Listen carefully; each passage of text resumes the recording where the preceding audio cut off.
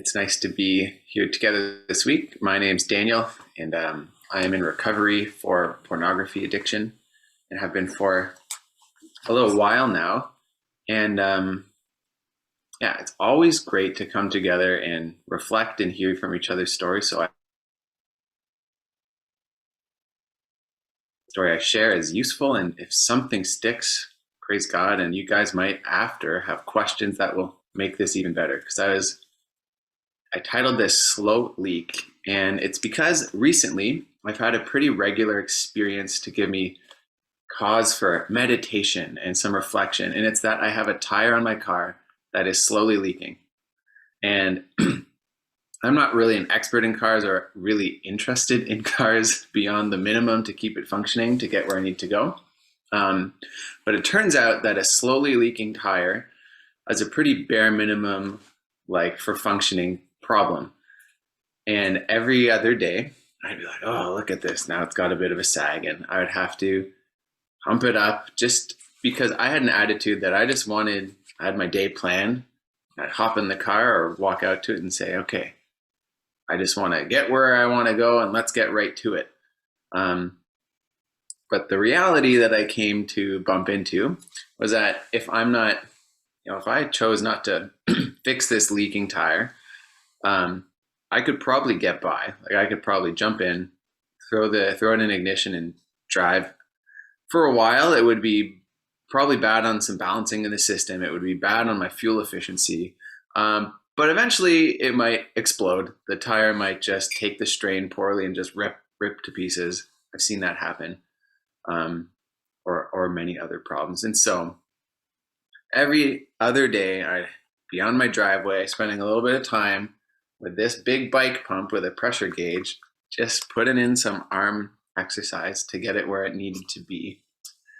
And so a disclaimer is this isn't how a car tire is supposed to go, obviously. So I'm getting it fixed, but I found this was a helpful metaphor for me, as it gave me a little bit of break every day to think, how is my spirit doing? Am I like this tire? Because it's very easy for me to just go about my day thinking I'm just going to jump into this day, get the most out of life that I can, and not pay attention to how things are running.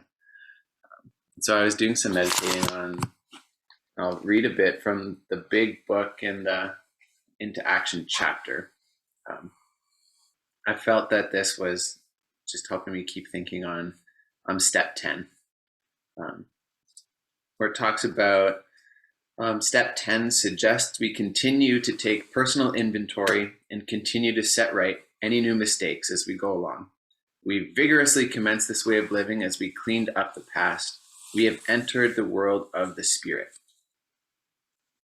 And that's a real encouragement to me. I'm like, yes, we're there. But keep reading in step 10. I flipped to the next page, and on page 85 it says, it's easy to let up on the spiritual program of action and rest on our laurels. We're headed for trouble if we do, for alcohol or lust or whichever is your addiction of choice is a subtle foe. We are not cured of our addiction. What we really have is a daily reprieve contingent on the maintenance of our spiritual condition. Every day is a day when we must carry the vision of God's will into all of our activities. How can I best serve thee? Thy will, not mine, be done, like we prayed at the start. These are thoughts which must go with us constantly.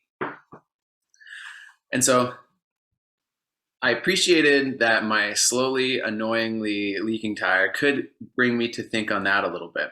And it got me thinking that there's kind of like in recovery, in the spiritual journey that I'm on and that we're on, there's maybe two principles that were coming to mind. So I'll start with the good news.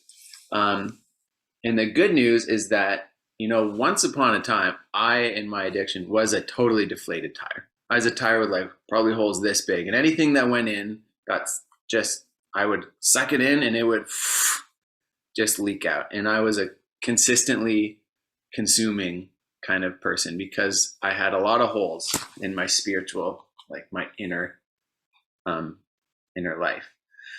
But the good news is that through the power of God, I can be restored to spiritual health.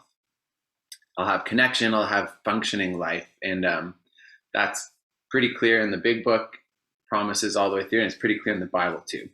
I was definitely a tire with a lot of holes and a lot of leaks. Couldn't hold anything. I just had to keep taking in. But Jesus has refurbished this tire and filled me up with air. And that's kind of where this step 10 starts. It says, I've entered the world of the Spirit, or like a spiritual level of life. And that's a really good promise to hold on to. And the second part is actually still good news. And this is where I was really thinking I need to apply this every day, is embrace that I'm actually going to be a leaky tire.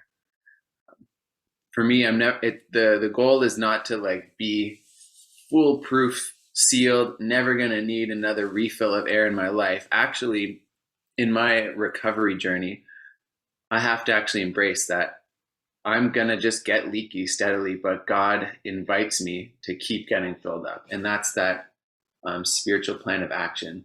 I have to have a program of action to keep getting filled up, because it would be very ego or self-centered of me if I was just going to say, I got filled up by God once. I'm never going to need anything again. Let me just roll off into wherever I want to go. Because if that were the truth, I would probably just keep rolling and rolling wherever I wanted to go. And I would end up probably pretty far off the road. I would end up just, living my life as if I were the director or if I were the God. But it's kind of a safety check, or the grace of God, that I actually need to come back to the source of air, the source of life, and be filled every day. So God doesn't expect me to roll off and be self-sustaining. And also he doesn't want me to think that I can power myself into that kind of spiritual journey. My reliance on God keeps me on track. Otherwise, I would just be trying to do this all in my own strength, and I would be back to square one. So this is a lesson that, as I can see my car here, you guys can't, but I see it. It might be kind of leaning sideways. And I can say, like, you know what? I'm going to get the tire fixed. I'm going in this afternoon. But you know what? I see that and it reminds me, I'm kind of like that. And I can actually take that as like motivation to come to God and to apply my daily spiritual practices.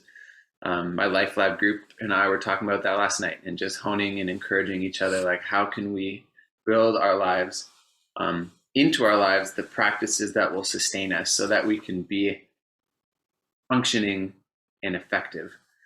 And so there's a verse in the Bible I wanted to read to you that I thought was just a helpful, the more metaphors, the better. That's what I feel. But this is from the book called 2 Corinthians. Paul is writing to some people who have some problems, and he's talking about the good news that we are full of God's life, we're restored. And he says, but we have this treasure in jars of clay to show that this all-surpassing power is from God and not from us. Yeah, and then there's more, but I think that was the key. Like, there's something amazing in God's power, something really beautiful that we're a part of, but it's not from us. We're kind of dirty, dusty, maybe cracked little jars. I'm holding a really beautiful thing, and I think that's the right perspective to have if I'm going to be an effective messenger. Because if I start trying to paint my jar up with like Sharpie or spray paint it gold and make it look really fancy so that I can feel good about myself, I'm not actually going to be of ultimate service to the people around me who need the power of God, because I'm trying to, that's just playing up my power and my image rather than highlighting the power and the glory of the higher power of God. So I felt like I have to see my reality, that I'm healed, like God's done a redeeming work. I've no longer got massive holes all over me, but I'm needy. So if I can see the reality that I'm healed and I'm needy, and I can see my solution rightly, and the solution is that God has life, I don't have to pump myself up every day. I just have to come to God and he pumps me up. And that's going to let me be of most service to people. On the other hand, if I get caught up in ego and I start saying stuff like, there's no problem here. No, it's all good. You know, my tire's supposed to be leaky. I bought it like that. Um, that's ignoring a reality that is not going to serve me or others. And to say, oh, I've got worries. I can fix all my problems here. If I take that position that I can fix all my problems, that's also not going to help anyone because no one's going to get to hear of the higher power that can actually be the solution. So when hopefully, I'll keep this going. When I see my car after spending some time on this, honestly, probably too many months before I got this problem fixed, hopefully it ingrained itself and I can say, I need to come daily to God. I need to get filled with the life so that I can be of maximum service. And I'm healed, but I'm needy, and I have the right solution now in my life. It doesn't have to come from me. It doesn't have to come from others. And it can come from God. And then you can flip. And in our lives, hopefully, then we can flip from our spiritual program of action that's happening into working with others in an effective way. So let me just see. There's no pug yet, so that was pretty quick, actually. So I would encourage you all, that's not a very spiritual metaphor, right? Just a tire with a hole in it, maybe a hole in it. Maybe it's the rim. But I think that God gives us lots of little reminders every day that when you're going along and I've got this before when I stub my toe, I'm like, oh, I stubbed my toe, ow. But then I can think of that and be like, you know what? There's a metaphor in there that God might actually want to use to flick my attention off of myself onto him to see that all of these parts of our lives can be a part of a bigger reflection. Because hopefully the whole of my life is starting more and more to get oriented to the bigger story that God's doing in my life rather than my own little, like going through my day-to-day just thinking about myself. But for me, that's the good news that I was finding today, is that God's doing a work in me and I can keep coming back to him to stop slowly leaking. And I would really appreciate, if you guys have reflections in your own lives of where that you see leaks happening, or if you found ways that you can keep getting your leaks filled with the power of God. Because last night I found that really encouraging in my LifeLab group when people said, I'm actually receiving something that I haven't been for a lot of years because we've been trying to do it on our own power. But this is a short one. I look forward to talking more like when the recording's done, but thanks for listening. Thanks for letting me share and being a